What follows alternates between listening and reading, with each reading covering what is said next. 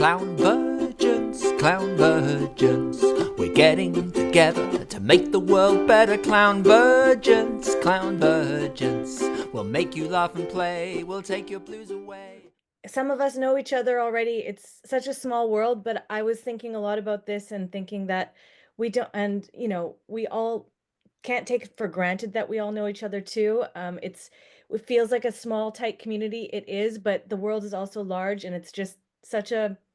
I'm just so grateful to have this. So thank you, Val. Thank you, Barnaby, for putting this all together. It's just so cool. We're coming at you from. We tried to really kind of have different parts of the world represented in our small panel. There's certainly so many more festivals out there, so it was hard to kind of whittle it down, but it was just based on our relationships that we had to each other that we knew. So I know that there are other festival makers out there on this panel as well, or in this Zoom room, I mean. So we'll definitely open up the conversation to everyone at the end. I've prepared a few questions, and we're just going to have a nice conversation together. I'll introduce myself. For those who don't know me, my name is Vanessa, Vanessa Rigaux. I'm based in Montreal, which is the, rightful place of the Ganagahagi people. Here in Quebec, we speak French, we speak English. My festival is bilingual. I'm an Anglophone myself.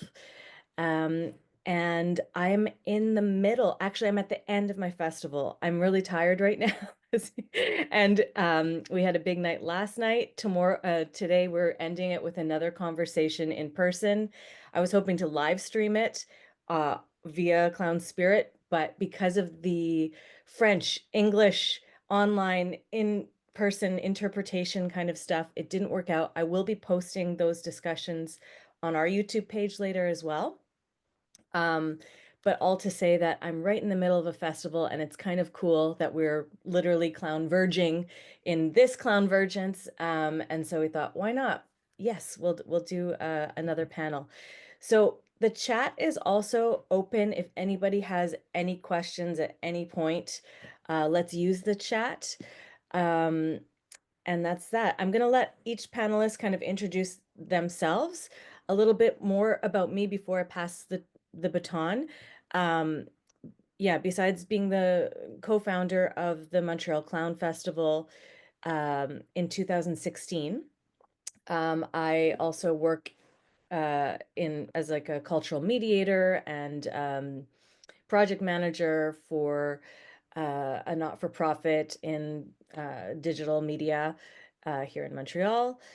And I have a background in theater. That's kind of where my clown comes from. I went to Gaulier 20 years ago. I studied a lot with John Turner in the Pachinko tradition here in Canada. And yeah, that's kind of a little bit about me. We have Eva coming at us from Croatia, and Anna Borges coming based in South America in Brazil, but you are actually, I'll let you maybe introduce yourself and tell us a bit where you are coming from, because it's an interesting story. Okay, let's start. Hello, everyone. I am Anna Borges, Borges en français, Maroquinha clown, synchronologist, speakerologist, and expressologist. I hope this translation make any kind of sense, because Maroquinha is like a thinker, a speaker, and a expressional of myself.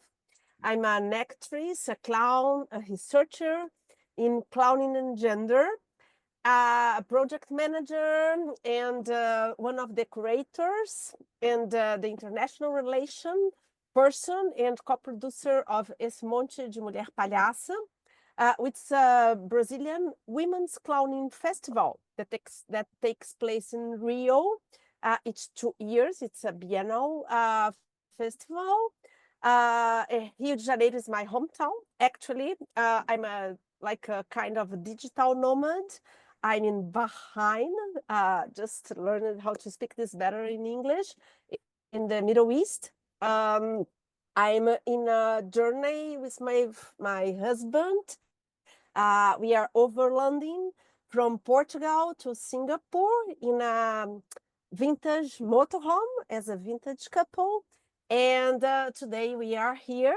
Actually, I'm parked at the Grand Prix, the race F1 of Bahrain that is gonna take place tomorrow. So I hope the motors, the engineers will not accelerate so high to interfere in my connection. That's it. I'm very glad to be here talking with you. So many interesting festivals that I have heard a lot. We have heard a lot. And we have a very interesting scenery of festivals, especially women clowning festivals in Brazil and in South America to share with you. Thank you, Anna. And just to remind us all, we are going to get into more of our festivals, our audiences. But for now, Eva, tell us who you are, what is your festival called, and where you're coming from today. Hello, everyone. So my name is Eva. I'm artistic director of Zagreb Clown Festival. I'm also a clown myself, a project manager, as I believe we all are here in this room, and also a researcher. My special interest is also theoretical aspects on clown and circus. I've been running my little circus clown company called Tricot Circus Theater for about 15 years now. And since my main teacher and inspiration and the reason why I ended up in the clown world, Lida Long is here, I would like also to say that really it will be 16 years ago now that I met Lee in a workshop that completely changed my life and my attitude towards circus and clowning. And that gave me a lot of inspiration to also try to organize as many master classes of various clowns from all over the world on our festival and bring interesting shows, because the scene in the whole world, as we say, the clown scene is small, but in Croatia it's really like very, very, it's micro. So this is in a short term what I wanted to say about me. Thanks, Eva. So the overarching framework and the description of this panel is what is the impact of contemporary clown festivals for audiences, for clown artists, and what are the challenges and benefits? I want to start by giving us some, a good base. So what I'd like to know what the format of your festival is. How many years has it existed? And then what is the vision and guiding mandate of your festival or organization? So the format being how long is it? If you want to get into, masterclasses being a part of it. Anyway, you know the drill. Eva, do you want to continue and pick up there? Sure, thank you. So we started, we kind of created our festival, started to dream about the festival a few years before, but the first festival was executed in 2020, and it was exactly 7 days before the lockdown hit. So the first festival was kind of a failure, not because it was a failure from the organizational point of view, but because we were closed down in the middle of the festival. Because before the lockdown, just 3 or 4 days before the official lockdown, all the public events were already being canceled. Still, that first year showed us that there is a big interest, and it connected us already to different clowns from all over the world, because the first year our guest master teacher was John Towson, and we had people, even though it was a completely new festival, we had people coming from all over the world to participate in the master class. So except for this for that first year. The format of our festival is always the second weekend of May, and it's a 4-day festival. We do the selection by announcing an open call sometimes around Christmas every year, and then we take January to see all the shows that applied, and we choose 4 to 6 shows depending on year to year. This year we had so many applications, 77, and we can only take. Usually we were thinking of taking 4 shows, but this year we'll have altogether 6 shows plus a cabaret evening. This year's 2025 is our 6th edition, and yeah, basically that's it. We always what I think is very important for me as an organizer when I organize a festival is that all the artists and the audience have a place to meet and to talk, to exchange experiences, to get to know each other better. And I think this is really something that we manage to do well every year. We have a clown cafe for already 5 years, meaning that after the shows, we have our own private little place where we all talk, drink, dance, whatever, make friends, make contacts. And I think this is important, of course, is to show the shows that usually Croatian audience cannot see on everyday basis. Whereas in Paris, maybe every day you can see a clown show, or I don't know how it is in Montreal or in other places. In London, definitely it is like this, but in Zagreb, it's almost impossible. The clown scene is, as I said, very small. But beyond this, beyond just trying to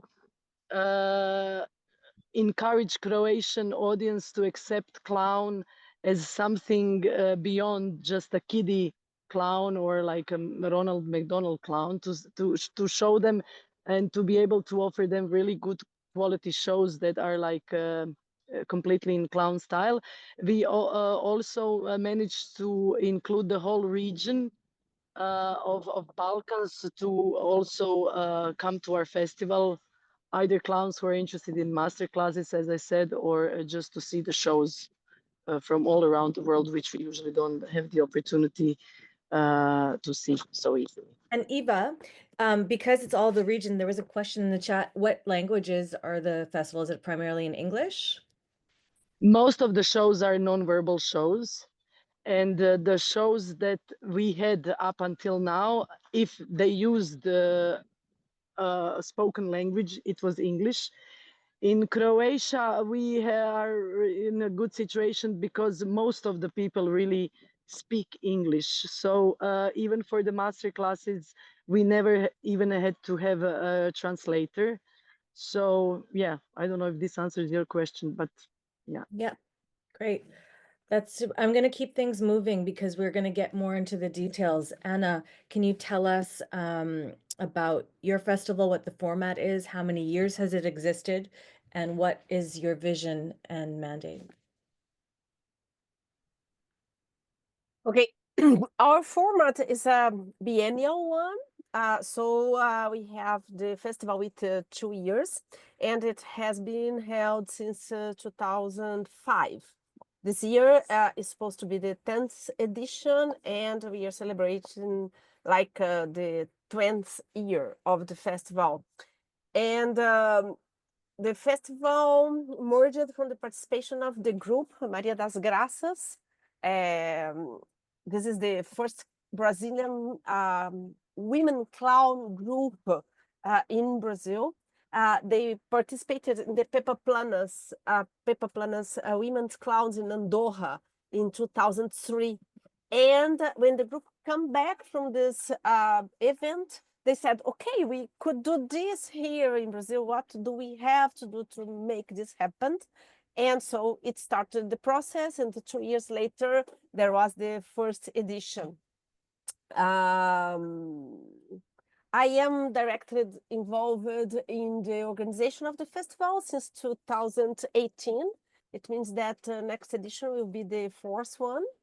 And usually it has between 4 to 10 days.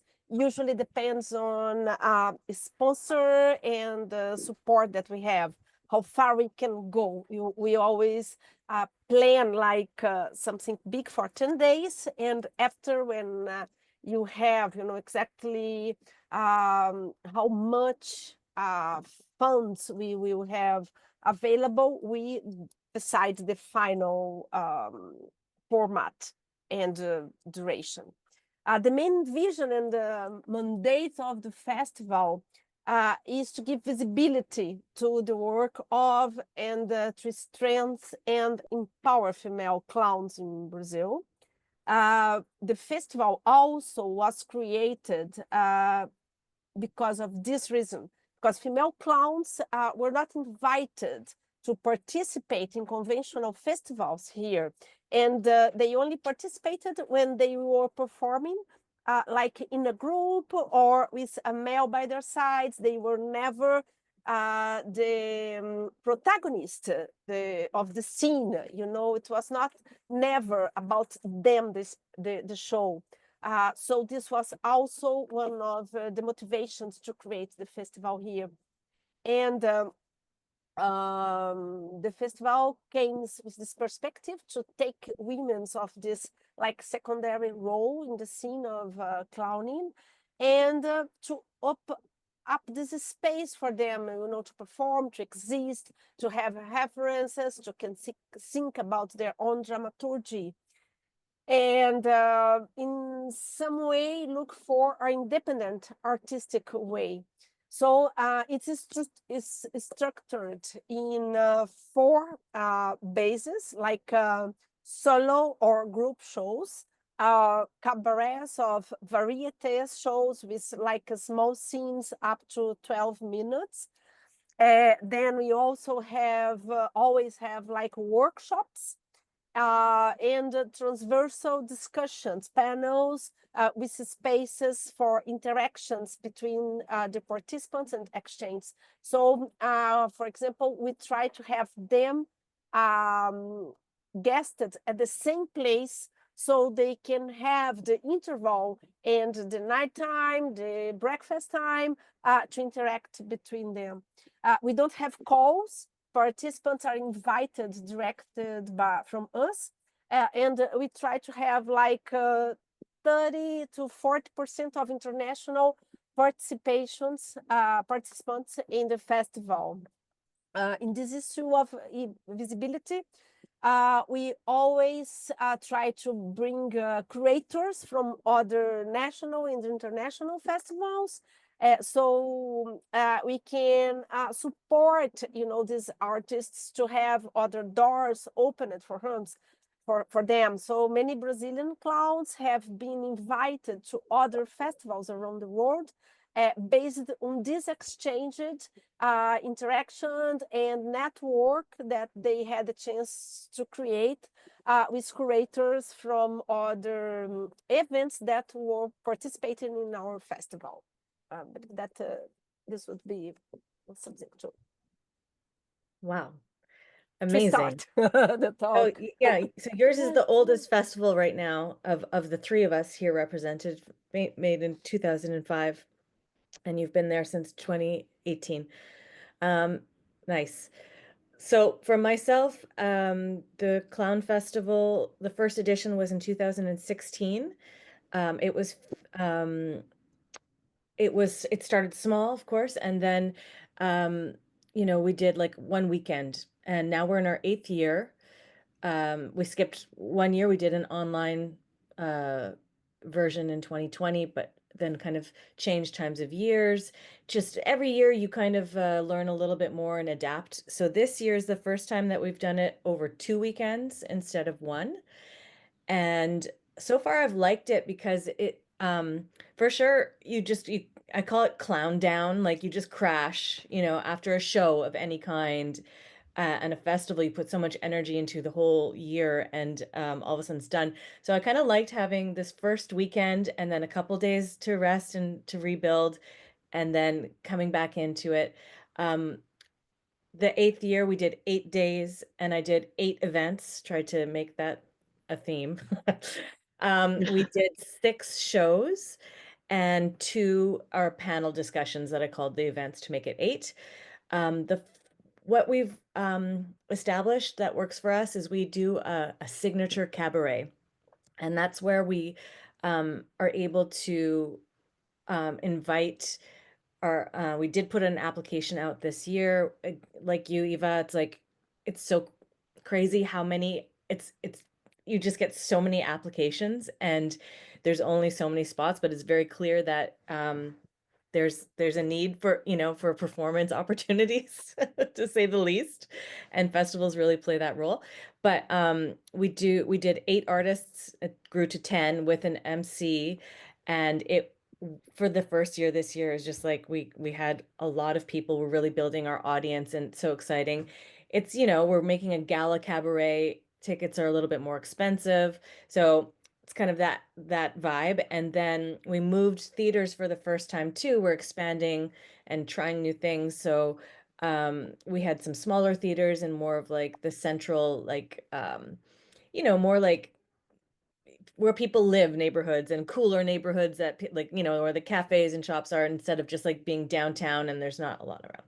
So the second weekend last night, we did a show called Le Grand Imbécile, the biggest imbecile, and it was a talent show. We had 3 judges and a drag queen as an MC to move things around, and we took applications for that as well. It wasn't paid. It was just like a contest to win a trophy and $100. And we had applicants, like, okay, non-remunerated applicants from all around the world. We drew names out of a hat. So we really left the clown gods to be like, who's gonna come? We had one guy from the UK come in just for 5 minutes on stage. We had one from New York, one from Pittsburgh, several from Toronto. It's just like it's mind blowing, but it was so much fun. And it drew a crowd that was, I would say, like, you know, from like 20 to 60, but like it's just a different vibe than the Gala Cabaret that was more like curated and like put together as a, with a director. Is a little scrappier, but like very fun. And then we had 3 other shows that this year I curated. I have done applications for the whole festival, but I find it just adds to the labor of the crazy job of organizing the festival. So I do try and see a lot of shows. I try and, know what's happening. I'm certainly like receptive to people getting in touch, uh, but we might not do an application process every year, maybe every other year.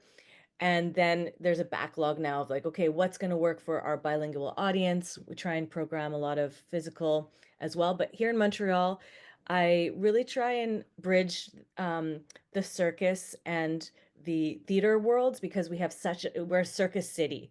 And so there is an audience that's ready for that.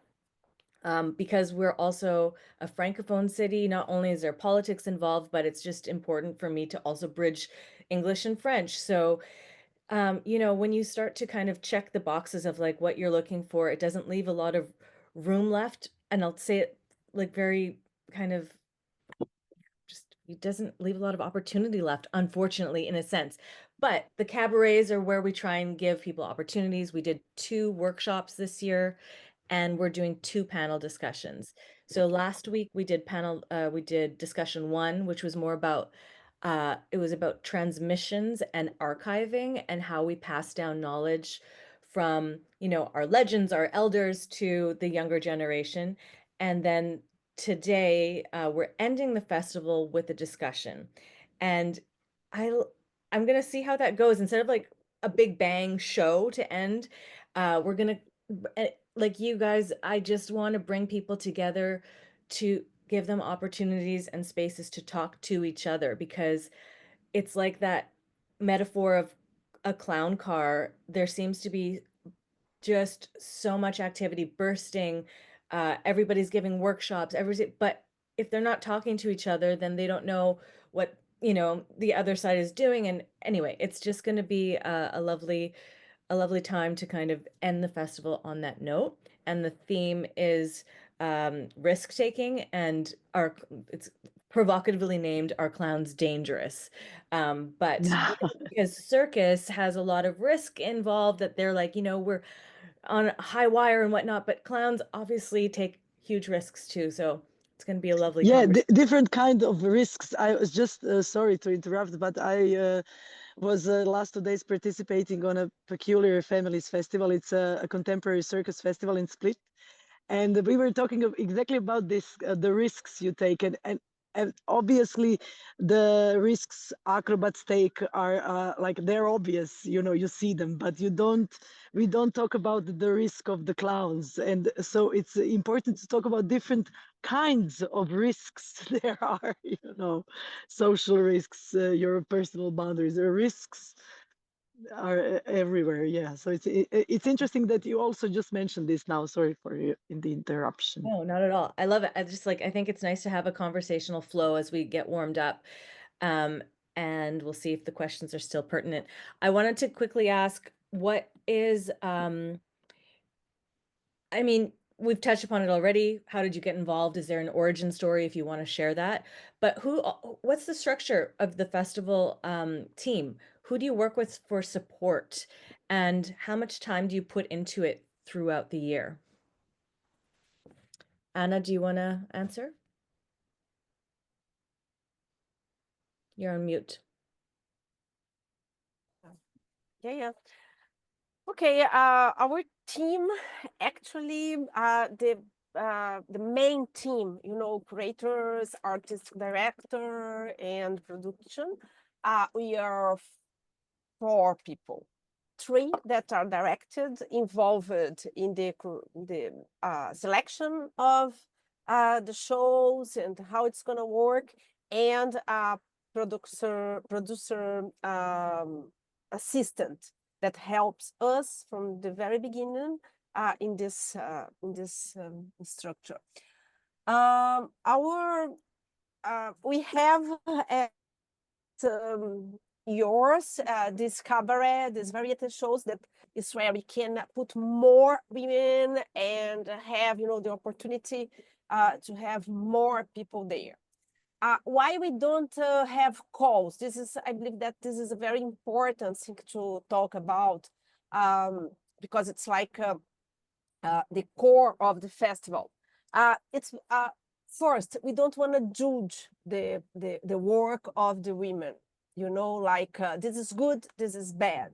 What will be the criteria to do that? It's very difficult. Second, if we go through this way, we are going to probably choose clowns and artists and women that are already experienced, that are already strong in what they are doing. And we want to empower women. We want to give them the chance to know better, to have references. So we don't see the shows, we don't see videos. We invite them directly. And how we do that? Of course, we have some references, like Hillary that was already been in the festival, and we try also to have these big references with us, and to have a show and to have a workshop of them. And then we have like a database of the women clowning that contact us and who wants to be with us. We have a risk in that, is that probably we will have one or another women clowning that's just starting, and maybe it will be a very confusing situation, like not respecting the time of the theater, or bring it to the scene something that's not permitted, like allowed, like fire, for example. We had this experience once, but it's like a kind of learning for everybody, and we try to manage it in the best way. And so what we have from this experience is that we have seen, like many, the growth of many artists from the zero, that they arrived there very confused, the dramaturgy, the technician, and everything. And after we could see something come up very strong, very forward. And we have also another side of this that is the women audience, the spectators, the public, the women public that is there. And as we always work with self-dramaturgy, these women start to recognize them in the scene. And we have many histories of public audience women that arrived at the festival and said, oh, I can do that, because they saw like the diversity of clowning allows us, like if you're fat, you can be in the scene. If you are not fat, you can be in the scene. If you there is no like race restrictions, age restrictions. We had, for example, a clown aged 84 years old that went to the stage for the very first time in 2018. It was like she was there, So you have elder women, mature women, everybody said, okay, wow, I have space there. I could do this. And you have many examples. We do have examples of things like this that happen. So I believe that this is one of the main contributions, to the movement of our festival. And so we are four, and we have this structure. We have panels, and we have workshops. We try to have different approach in the workshops, not only artistic ones, but also planning and workshops that could give sustainability to the artistic career, how to plan, how to think, how to fund. It's very difficult because us ourselves will have very difficult to be to get sponsor and to be funding, and so, but we try, to give space throughout this. And what else I could say? Yeah, I don't know. Did I answer everything? Sometimes yeah. my mind goes to different ways, and like I know. a clown mind. I'm sorry. It's like We're a clown already- mind. I know we're all doing. I mean, I'm finding it very difficult to actually focus because I'm in festival and I'm like, what am I even saying? So, but that's very clear, and I think we're already hitting on some of the other things that I want to draw out, but we'll return to some of the questions too. So, Eva, where are we? The origin story. How did you get involved? Who do you work with for support? That was the question, right? Yeah, well, basically, clowning is addictive. I think you will all agree with me. So even when you face you face the problems all the time as a producer of the festival, as an artist too, as a creator. So I often ask myself, why am I still in this? But it's just addictive. You cannot go out once you get in. It's good. It's great. I like it. But yes, we do face a lot of problems, and mainly these are financial problems that then, of course, bring some other problems that we cannot hire as many people as we would need for professional backup and things like this. But I'm lucky enough to have a trio. I'm an artistic director, but there are two producers that are with me the whole year through. They're like basically volunteering. I mean, receiving just a little bit of how do you say, financial A cachet or an honorarium. yeah. But there's also the thing is that you can offer as in this situation and in this festival other things that people can that is not money, but experience, and for example places in the masterclass, so platform for them to learn. So the two women I'm working this festival with the whole year through are Ivana and Anna. And then just before the festival, maybe 1.5 months before the festival, we also have, of course, other people who are, we have a base of volunteers. We always have a technical manager. We have, of course, a web designer and image designer, all these things that you need. We have, during the time of the festival, we have a hostess who is in charge for food and making people feel comfortable. So when the festival starts, we have many more people who are with us, but the main thing is going between the three of us who are really kind of in love in this job and in this art. But it's the whole year through. How do you say, engagement? Maybe not every day, but they're like deadlines for applications. Then for applications for funding, then there are like applications, as we said, for the shows who want to come. Then there are like many different things. It's something that you do like I would say 24/7, because it's always on your mind. Before going to bed, I think, oh, how could we do this better this year, or what could we offer? So it's like, it's a huge job, but it's the same time, it's just kind of also my life, the way of living. So I like it and I don't complain about it. There are many things that could be better, and the first of all is money, but yeah, we all know this. So. Yeah, I echo that totally. I do complain about it sometimes. Well, But I mean, I definitely I complain too, but I think maybe here the panel we are all totally. totally aware of this problem, so I think we should Yeah, skip it this time. I I know know. it's a joke, whatever, But whatever. yeah, it's good to joke about it and make light of it. And now that I'm in it and you're going into it in a month, like this is really the crucial time where it's like, okay, um, you work the whole year for this and it's here and then it's gone, right? But within that, you're still going, okay, my biggest challenge is, okay, how do I get ahead of the curve and start to plan more in advance and put those applications in so it's not such a tight turnaround. This year I was waiting, really it was too late, like it was in March, just last month, and I didn't know if I still had funding, and I was like, okay, I hope I can pay Yeah. everybody. And then so the structure of the Montreal Clown Festival is an official not-for-profit organization, and we have a board of directors that has grown over the years.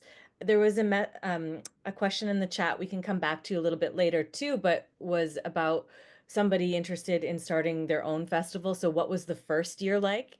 And I think that, the first year is just like you're bright-eyed, you're bushy-tailed, you got like so many supporters around you, everybody wants to help, the community really like shows up, and you just do. It's less about for me, it was less about funding. It was just like, let's put this together. And we managed to do it on a shoestring with some money borrowed to kickstart things. And then we started to develop and, professionalize. And every year you grow, you have to grow. I've always tried to stay like manageable and sustainable and grow small little by little. Last year, I did a really huge festival. I think, we had like over 40 artists involved. We had 14 shows. I partnered with an outdoor. Montreal is a festival city. I know many cities are as well, but like, we went to the springtime, which is right at the beginning of course, our summer. So we did two outdoor performances in a big city square. We got a lot of visibility there. Um, I was so happy with the amount of artists that we were able to bring in. We had a lot of international artists. I paid for travel. I paid for per diems. I got into such a deficit situation that this year I was like, okay, now I have to spring back and contain it. So it was kind of, uh, I'm really happy about how this festival has gone under those constraints, because we did, 4 shows, But two, we're actually in partnership with a theater here in Montreal. We have these Maisons de la Culture, cultural houses, that are neighborhood theaters that are funded by the city. And they're really well equipped with like beautiful theaters, the technical teams.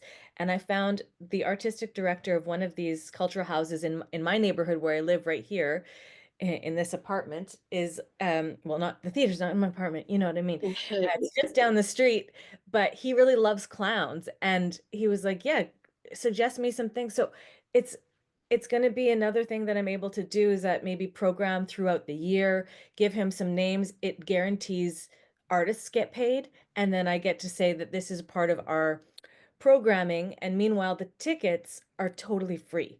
So that's one of their mandates, and they're able to reserve. We reach another public. It's going to be a lot of family shows there. That's like, no matter what, if we're like, it's an adult show, the kids will come for these kinds of shows. But yeah, it was kind of an interesting solution to some of the constraints. And to get back to the structure, I guess, of our festival, I'm the artistic and general manager, and I work in different kinds of teams. Of course, at festival time, 2 months leading up and 1 month post festival, I have two people who work with me on marketing.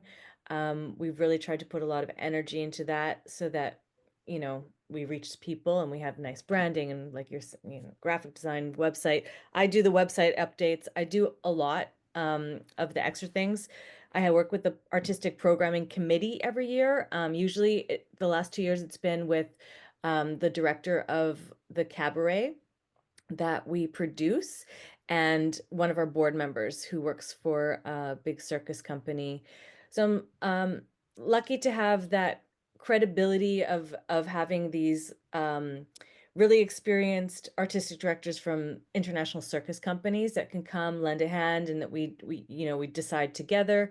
And then in terms of the team, yeah, we have our technical director, production manager, whatnot. But every year I do kind of have to, there's always somebody missing, right? Like, no matter how you plan, it's like, oh yeah, and this. Oh, it would be so good to have just a content creator. We can't have enough marketing people, but you learn who works with you in a very symbiotic way. The values of the festival, like, I really want them to be getting something out of it too.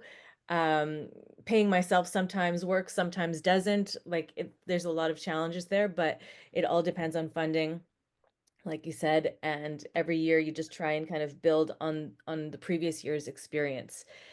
And so year 8, it feels great. It feels like we really have brought in the audience. And now those numbers are going to show up in the next grants and whatnot. So I'll transition to the next question, which I think is touching upon the audience that we're trying to build, and definitely, the stereotypes that we're trying to work against, and show the masses that clowning is this very distinct and distinguished, art form that people train for. At the same time, for myself, um, the community that we serve is the clowning community. So how to do both, how to balance. So the question is, what is the current state of clowning in the region that your festival serves? Has it changed over the years? And what are some of the needs of your clowning community directly? Does anybody want to start? Well, I might start with the needs of our clown community as your last question. Is that definitely we need more opportunities to perform throughout the year in Zagreb. I'm aware of the fact that we cannot make the festival throughout the year and invite always the foreign clowns coming from abroad, but just an idea. As you asked this question now, an idea of a solution came up to me, because we really, I mean, we have a more and more audiences for the festival every year, but then it's only these 4 days in May, and the whole, then they forget, so maybe, trying to make once a month thing, but with Croatian based clowns, because the scene is emerging, shows are coming up, but this risk of booking the artists and then not being covered, not not having the funds to support this thing is always a risk. And then you think, okay, we'll just leave it for those 4 days in May. But I think what we really miss in Croatia is this continuity of audiences going to see clown shows, not necessarily shows for children, which they're used to, but more and more audience are really is really aware of the fact that clown exists also for grown-ups. So I think as I answered this question, maybe there an idea came up. Maybe a new, how do you say, a new side of the festival, a festival that will still go in May, because in May we don't usually, because of so many applications, we don't book Croatian artists, exactly for the reason so we can show Croatian audience other people from abroad. But maybe during the year we should be more sensitive and open to Croatian artists. Something, as I'm I also speaking want out as I'm thinking about it. Sorry if I'm not being very coherent. No, that's totally coherent. And I would add to that in Montreal, we have a clown cabaret that somebody else is organizing. And it was monthly. It became a lot. You can imagine that's a lot. It's a lot to ask your audience, I think, personally, to come out once a month, every 4 weeks too. I think that people are busier than ever these days, no matter where you live. But anyway, that's a digression. Every 2 months, they have these cabarets, and it's a place for the artists to try new things. And they also will film their stuff, so then they get to apply to our festival, our main festival. But we've touched upon this a lot too, the importance of bringing international artists into our city. I think that's a really important role for festivals so that the local artists can see what else is happening and a high caliber of stuff that they can aspire to when they're starting out or in workshops. At the same time, we do have a responsibility to also showcase our local artists. So how do we make that work? And there's not a lot of space for everybody, but that's always something that we're thinking about, I think. Anything else about the needs of your clown community besides the need to perform and have spaces to perform, Eva? Well, I mean, we don't have any circus or clown schools the whole year through, so the same as the shows. But I have to say, we are very lucky that every year for the festival we manage to invite a really good and different clown teachers. So this year we have Avner, the eccentric, is coming to teach. By the way, I met him because I went to your festival, Vanessa, last year. So it was a nice connection. So thank you for this possibility to meet some people. We had Bill Irvin teaching, David Shiner, John Townsend, Nola Ray, and then apart from those teachers that were on the festival, we had lead along with us this past 16 years. So this has been a really great help. Legend. You have had all the legends. And I look at that lineup and I'm like, oh my God, how did she get? But that's the generosity of our community too. Exactly, And these exactly. amazing performers coming in. Have you seen a direct impact already of your clowning community, how it's changed since you've been doing this festival and they've been seeing shows and maybe having workshops? You mean them having workshops themselves, teaching other people, or Like like participating? your community, have you seen a change in since and a direct impact from your festival? Definitely in the number of clown productions that we already have now in Croatia, which, for example, 10 years ago was almost non-existent, you know. Yeah. Apart from the shows that our company did with Lead Along.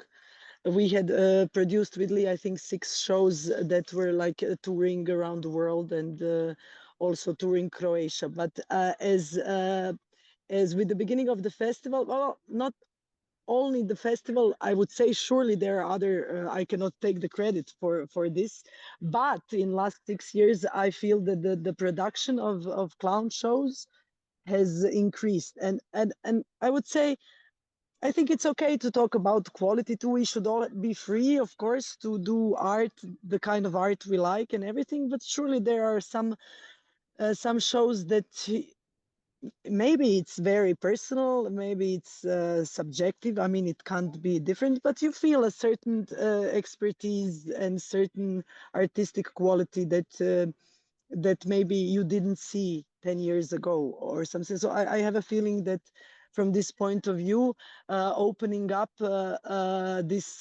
whole clown theme, clown world, first with Lead Along and then with many other teachers that we did through our clown platform, which is another project that we have.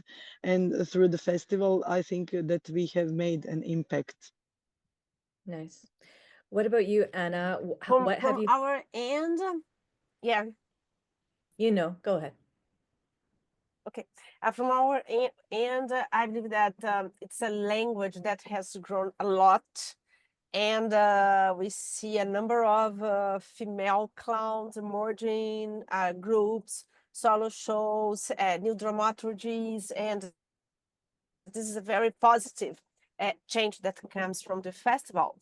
As far as the number of festivals that were inspired by ours. When we started, we were the very first women festival in Brazil and South America.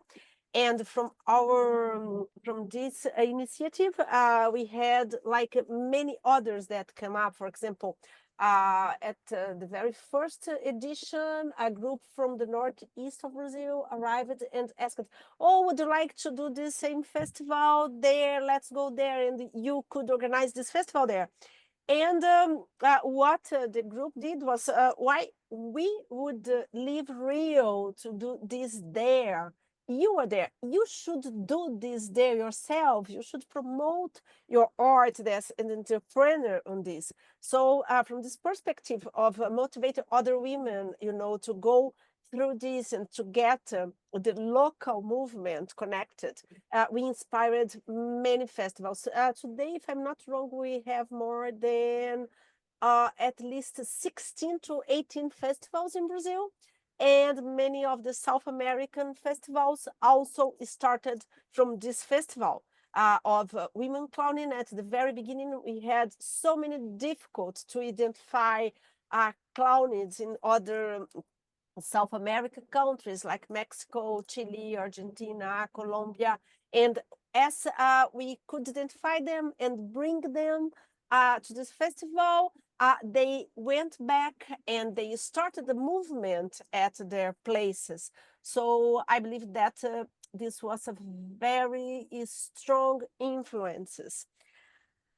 One of the getting a little bit back on the other question, one of the big points here that we have is agenda also, like sponsoring the festival and agenda for the community of women clowning, and also general clowning, I would say, because it's very difficult to get a day agenda for the language, for the clowning shows in theaters. And except for the big cities like Rio and São Paulo that are exceptions, in the rest of the country, it's still seen as a children agenda. So when you arrive with show that was synced,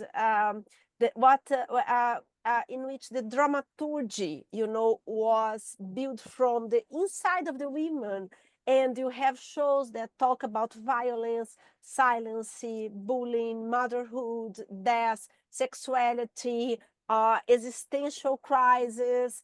And many times it's very difficult to have an agenda in a proper time and to the shows, because they say, it's a clown, so let's go, children playing. And so we still have this kind of, turning point to cross.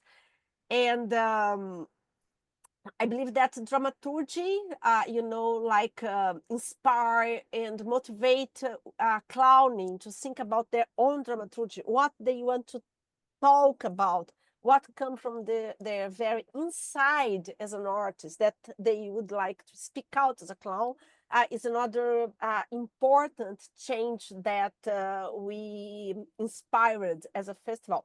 Because before this, it was the dramaturgy was very based and inspired in traditional clowning, in traditional circus clowning in Brazil, which is like violent, it's machista, it's misogynic, it's a lot of prejudices, you know, that is involved in those dramaturgies. And so far, it was very difficult to women to, you know, cross that barrier. And now I believe that they had. I would say that we have so many influences here. For example, I'm here.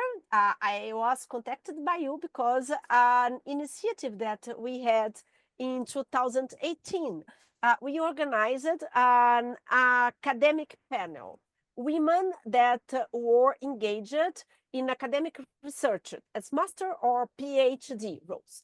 And we invited Zed to come and talk about to us about gender and clowning. And we invited women that were in some way engaged in research in academic institutions here now, no? And from this panel, we had a book that was organized called, the translation would be Women Clowning in the University. And so many women wrote academic articles specific for this book, and this book is now in the second, not second edition, but the second. I don't know. It was a first one. I don't know the name. Sorry. It was like the first one is like with like 14 clowning women's written, and now it's another group of other 14 clowning women's written for another, you know, volume. I don't know exactly how to say. And from this perspective, we inspired many women to go to academic, to go deep in their research, you know, to look for references. And we have seen from the 28th to now, like an explosion of women clowning that went to academic research, to organize and to think in a theoretical way of what they were doing, of where they were, you know, transiting with their clowning. And when I started to my research in the first article that I wrote was in 2017, it was very hard to find references here in Brazil. Like I had one or two articles, and then I had like 2 or 3 dissertations or theses from clowning, from women clowning. And now we have so many, you know, it's like so many women that went and structured and researched. And so this is very nice to see. After we have like a magazine, in one of the editions, one of the clowns who is from the south of Brazil, Michele Silveira, she's like a Barrica clown, her clown name is Barrica. He started a magazine, a female magazine that is in its 5th edition, and every time that he has a sponsor, he goes another edition. You know, it's not like regular, but as far as she has a sponsor, she goes another edition, and this is very nice to see.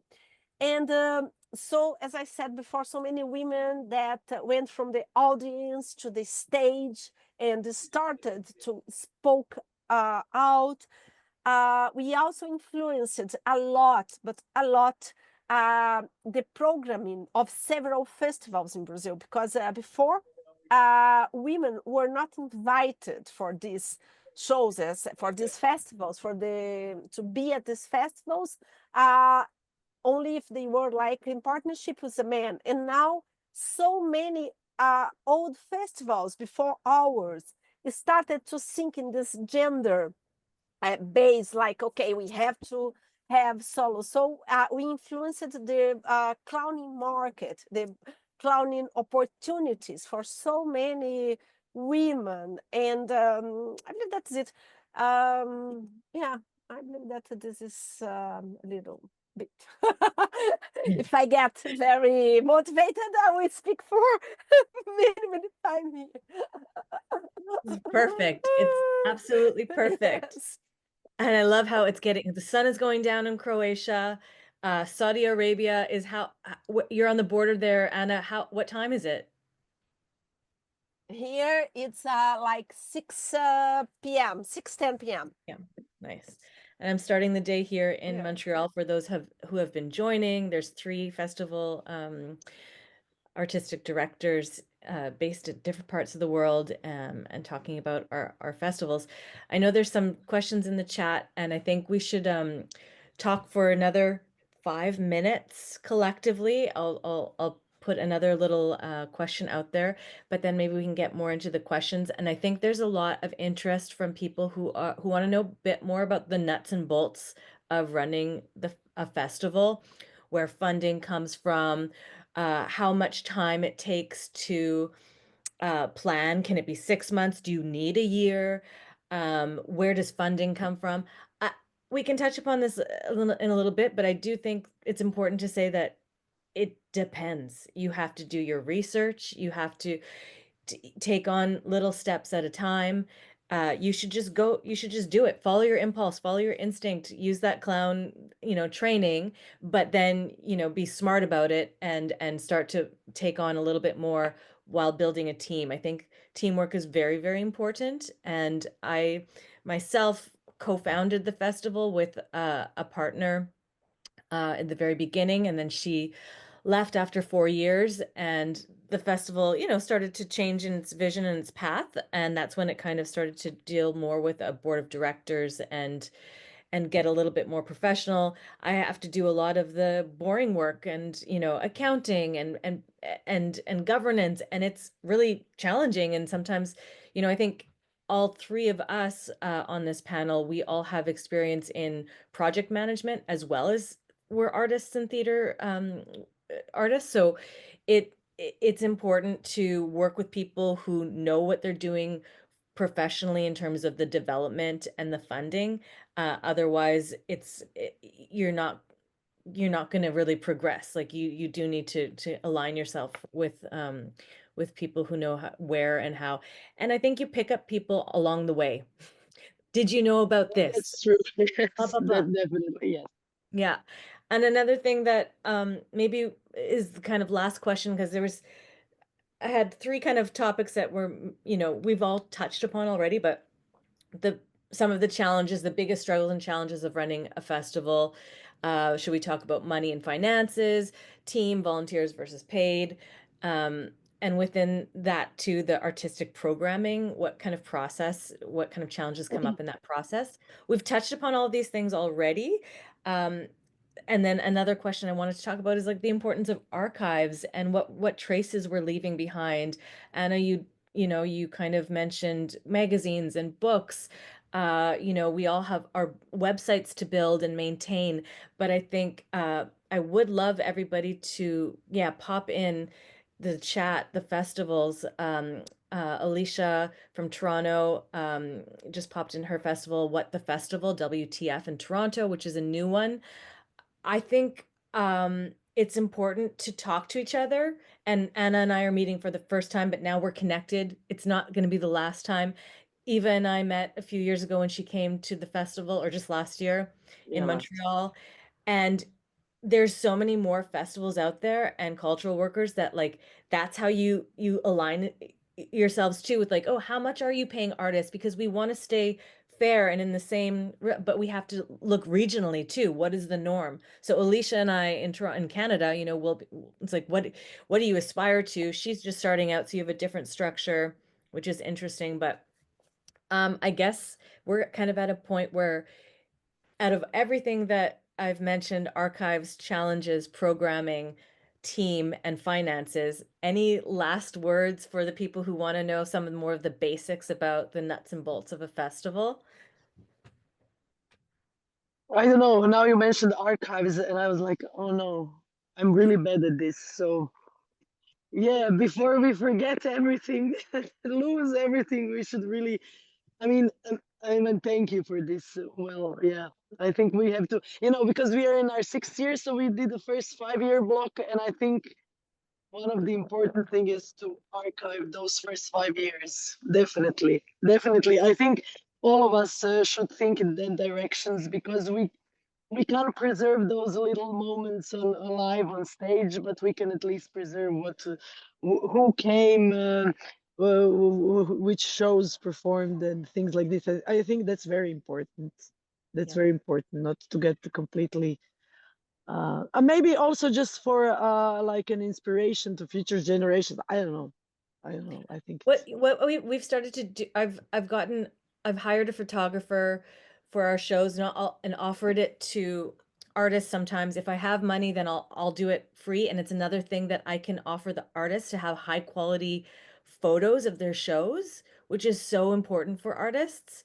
And exactly, so yes. in that That's financial thing too, it's like, okay, if I can't, I'm paying you a professional fee, but of course we always want to give more and we don't necessarily have more, but adding those extras is something nice that I yeah. like to put in. What about you, Anna? Any archives that you besides the written word website, do you have something? Yes, we have like each year, each edition, we have a special website, but the point is always funding and sponsoring. And so to put this together is not easy. So we have like the archives, we have the history, but not everything is digitalized.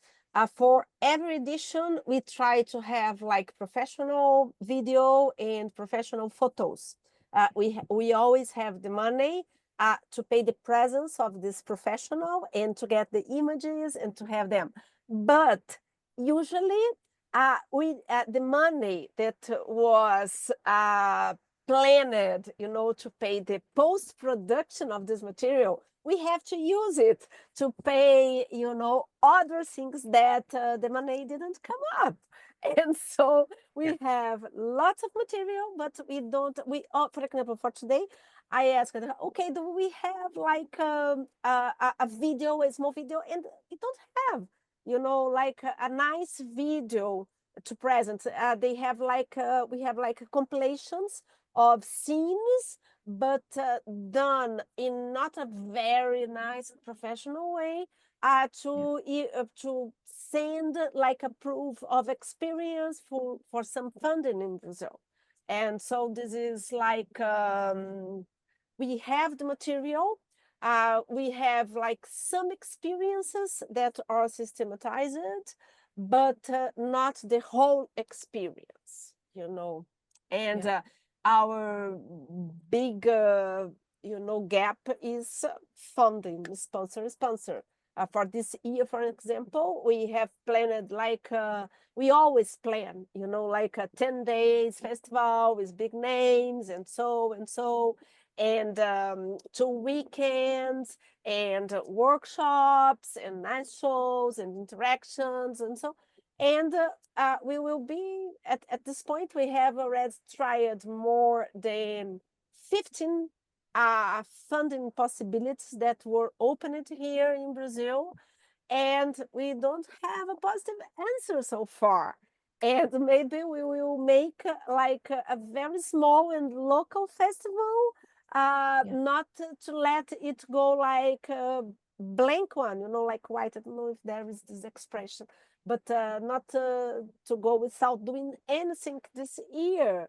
And so it's like we plan big, and we have to do what it happens to be, That's it. Totally. Well, I think the budget question and answer is that it's a complex. Just one thing, Vanessa. Sorry, just to complete here. Sorry. One thing that we do we don't have difference for international and national cachets. It can be Hillary, and it can be one local person that's coming for the first time.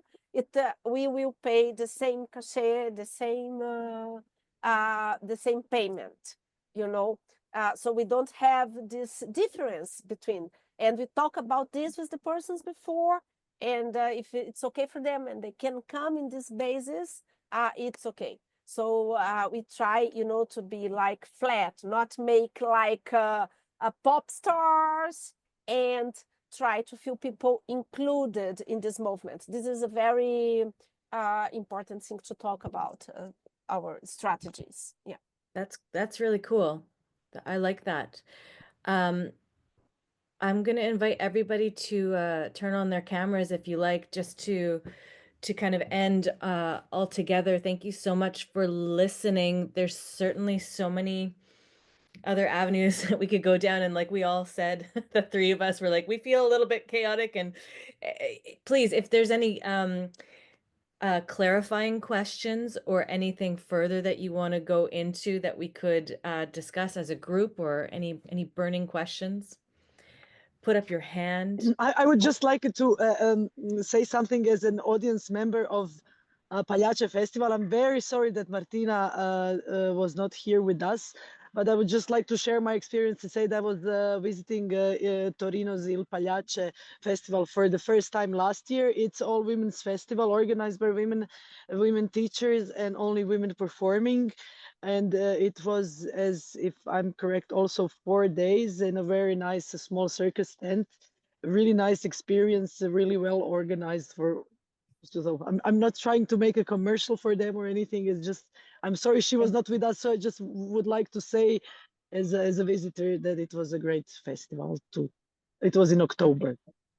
Yeah, I think that I've often said, I had a conversation with Hillary when I was visiting New York in January. We saw some great shows, and we were discussing how, like, there's so many clown festivals out there. It would be really nice to have them all listed somewhere, but it's Exactly. another act of labor that, like, we, you know, everybody doesn't have. And acknowledging too that we're all women that are organizing these, a lot of us organizing these festivals.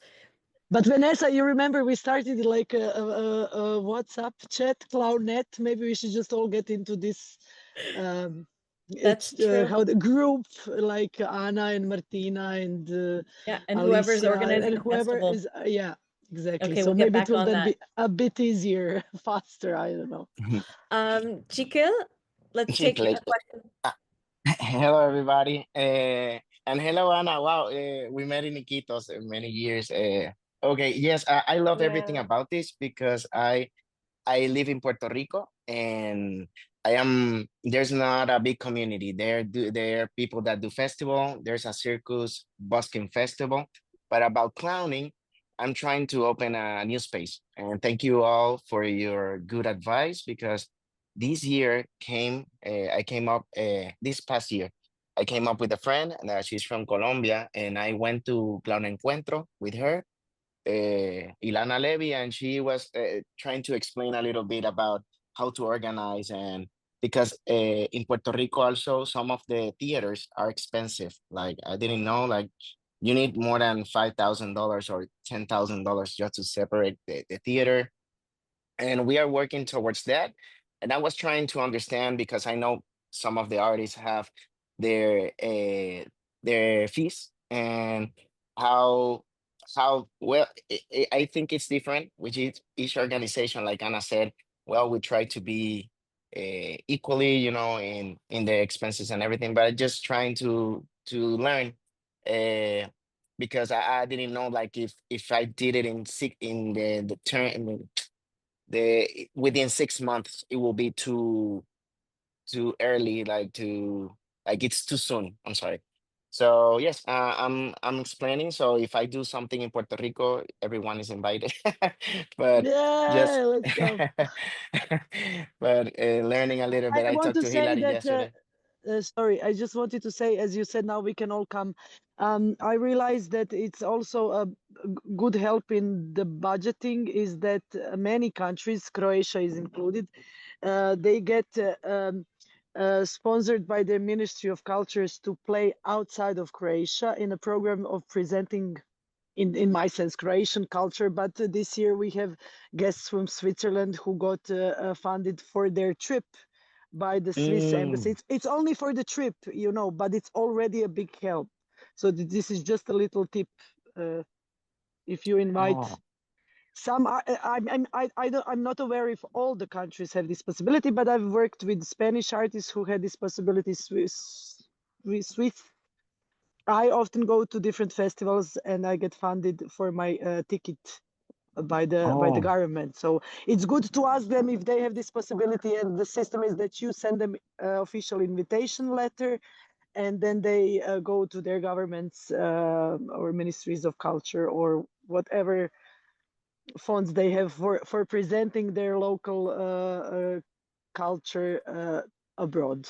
So That's this a is, great point. That's a yeah. great point. I'm going to Yes, move things that along really happened. quickly because we only have 5 minutes left. So I'm going to get a question from Hillary and then Fernando. And if we could try and get these questions in quickly, we can have more space. Hillary. Two quick comments. The United States hardly funds anything for anyone to go anywhere, especially now. There is Yep. the Mid Arts Foundation, which does do funds people you can apply to foreign festivals. You have to get your invitation quite early, though, to be able to even apply for that. The other thing is that I really highly recommend that everybody here try to go to festivals when you can. If there's an open mic, do an open mic. I mean, that's how I first got started. I did an open mic in Italy with Django, and it all, you have to be there to be there. So when you can pull your funds together, go, just be part of it. Thanks. Great. Yeah, I agree. Thanks, Hillary. Fernando. Hi, thank you all. You're so inspiring. I don't have a question, but I Where are have you like coming from, by the way? Ecuador. It's in South America, where Galapagos is. But I wanted to go to Croatia before the pandemic to a festival that is called the Mantle, and maybe you Excuse me. can What fusion was like the name? is the Mantle is like the most famous festival in Holland that they do in the beaches. It's like a music festival. Music festival. So Okay. Yes, I yeah, know. Yeah. That's and why I was here in confused. Ecuador, like as is like government funding for theater festivals, I go to clowning because in one of these music festivals there was a circus and there was a play of some theater, like what is it called? Well, it was like a really good play, and like both of my teachers when was clowns, and maybe you can go to festivals that are like branded and with like I don't know, maybe like in other kind of theme, but you can emerge and maybe that way it could be like a possibility to do like to get more people to know about like theater and clowning, because I don't know, people go more to festivals of music, I don't know why, but you can like make their connection and maybe it could work there too. I think partnering with other organizations is a really great strategy. I think my experience, it's hard to break through because everybody's so taxed and focused on their own thing. It's very hard to say, can you let me in on your piece of pie too? But like it's a slow build, right? You have to form those relationships, even if it's just a visibility exchange. That's how I've started to connect with other festivals in Quebec after the pandemic. There's an umbrella organization just for independent festivals, because the larger festivals, Jazz Fest, the comedy festival, all the big corporate guys that have like huge government and corporate sponsorships, they're in a different league than us. And it was kind of cool to see this emerging independent festival umbrella group that is helping the smaller independent festivals with human resources, with press, and with other things. I don't have time to attend all their meetings, though. It's like it's a time issue as well, but it's a good idea to partner with people when you can, for sure. Any other questions? Thank you so much for spending this time with us. And there's a lot of resources in the chat. I'm so grateful again. Thank you, Val. It was nice to meet you all. I certainly hope to see you at our festival, at maybe another festival somewhere out there in the world. We're all so connected, and it's very heartwarming. So thank you. There ain't no place I'd rather be. You're lighter than the sun and the stars to me. Everybody's family at the Clownvergence.